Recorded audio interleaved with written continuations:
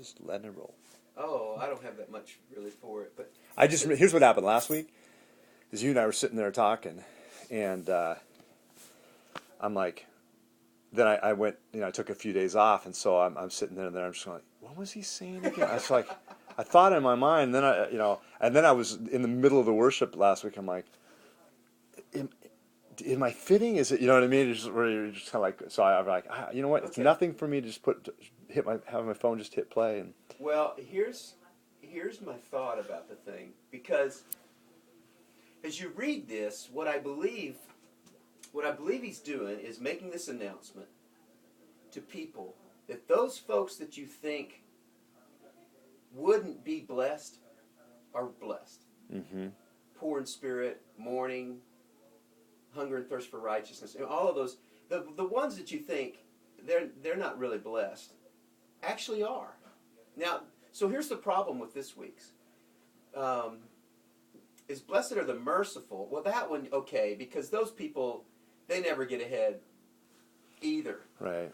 So that makes sense. That falls in line with those who mourn and hunger and thirst for righteousness. But what about the pure in heart? This is the one where you go, well, how does that work? Is the pure in heart, though, kind of like the naive, kind of what we would perceive as the naive, where you think, man, you're so pure, you're like, you don't really know the ways of the world, and you're just kind of uneducated in that. Well, I came up with, let me see if I can find it, because after thinking about this thing and just kind of praying and going, how does this fit? I'm thinking it's one of three type. There's maybe three possibilities.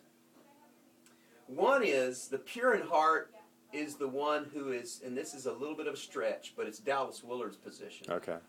It's the perfectionist. It's the one who's always striving for perfection. Blessed are them? Blessed are the who never achieve it and never really, they're hard on themselves. They never make it. That's basically what how Willard defines the pure in heart. Huh. Is those who are kind of, they feel like they always will find something wrong with your doctrine. There's always something wrong with something. That sounds like a Pharisee category, so it's hard to think of them being. So I don't get that one really very well. The other one I thought, you know what? But who in our world is pure in heart? Who? Children. I was thinking of them. Children. Folks that have mental disabilities. Uh-huh. Folks who are innocent.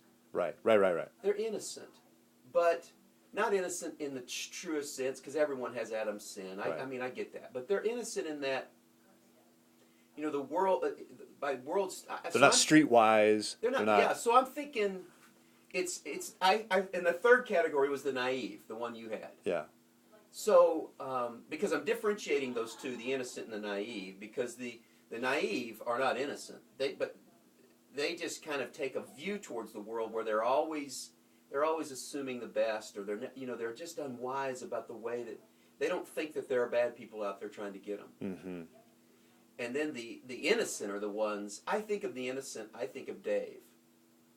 Dave, who worships mostly on Saturday night. Oh yeah, sure. On the stage. Yeah. And just comes in and worships and sings his heart out, completely out of key. Yeah. And he's got, cerebral palsy or whatever he's got, and he's pure in heart. Yeah.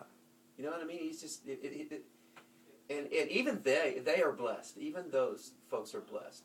And so that's where I'm just kind of thinking about this, going, if Jesus were walking around and he's looking at this audience and he's saying what we've said he's saying, is those people, the kingdom of heaven is wide open. And I think it's open to people other than the ones he lists. But I think what he's doing is using the case for the fringes. Uh-huh. To say to people, wherever you thought the kingdom of heaven was open to, it's so far out here. It's for those who are poor in spirit, those who are mourning, those who are, hunger and thirst for righteousness, those who are merciful, those who are pure in heart. And I wonder if I'm on shaky ground. I wonder if pure in heart are those people who are, they just don't have the capacity to be held accountable. Which is why it seems like it's almost opposite than the other Dallas Willard's view, because those are the people who kind of think that they know enough to know what perfection should be in a Yeah, circumstance. I may be misrepresenting Dallas Willard a little bit, but he says, the pure in heart, and then there are the ones who are the pure in heart, the ones for whom nothing is good enough, not even themselves. They are the perfectionists. They are a pain to everyone, themselves most of all. In religion, they will certainly find errors in your doctrine, your practice, and probably your heart and your attitude. They may even be harder on themselves.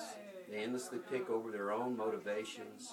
They wanted Jesus to wash his hands even though they were not dirty, and called him a glutton and a wine bibber. It just seems like the Pharisees. So it's like you're saying Yeah. the Pharisees are. It's a weird category. You know, so I just don't think. I don't. I mean, who am I to disagree with Dallas Willard? I mean, really. But, Sure. But on this instance, what I'm thinking is that this past week it was a little bit tough to stay inside. It was tough for me not to move people towards, okay, now do this, do this. Yeah. But in this instance, I've got to get back to the announcement. The announcement is that the fringe people, the people that seem least deserving, least with it. Let me ask you a question. Is there anything in this, because this is my takeaway from the weekend is it felt like, I was surprised when you ended it. Is there anything that you can give that's here, and so you need to do this? Because it feels like you're out. It's like you're not in a normal rhythm than you normally are. Right. Where it's like I am definitely an exhorter. Here's the thing: is that once we get through the Beatitudes, it becomes we're very exhort the butt off of people. Okay. I mean, it becomes very, very almost. Without the Beatitudes, it's burdensome. Without the Beatitudes, it is not good news. So is I mean, it's the kind of thing like not only don't have sex with somebody, you can't even lust. Right. I mean, it just becomes, oh my gosh, very restricting. very feels very restrictive. Right. So the context is what I keep banking on, and this is what makes it difficult. Here's what makes it difficult. Maybe I should say that this week, and maybe I should take Q&A this week. We'll have communion this week. Here's why it's not. It feels weird. Jesus said this in one sitting. He said all these beatitudes and did the announcements in a matter of seconds, and then he teaches the result of living inside the kingdom of heaven. So we're not getting that. You know what I mean? Yeah. That is a tough thing about. Part. Yeah, that's a tough thing about where it is. It's, in some ways, it's almost kind of like this, hey, everybody who, maybe you're somebody on the fringe, you're welcome to this thing, you're welcome to this thing. Those of you who think you're on the B team, it's almost like he's making this huge kind of like, hey, this is the people I'm thinking, come and hear this, check this out, because you're going to like this. And then later on he gives you... They don't get to check that out. Yeah, well then he doesn't get... Yeah. You know what I mean? They don't. So you'll get to it, but that's one of the problems with... one of the problems with taking several months to do what Jesus did in a setting. Yeah, in one teaching, yeah. So maybe what I need to do in this section is that say I've got to make a little bit of a break from this, just to be able to say to you, I tried to do it this week with the Colossians 3 passage. See, right. I thought at least at the 9 o'clock hour. I don't know which one you sat through, but the 9 was what I sat through. I felt like I did the best job of tying that in then. Just gonna stop that. Yeah, absolutely.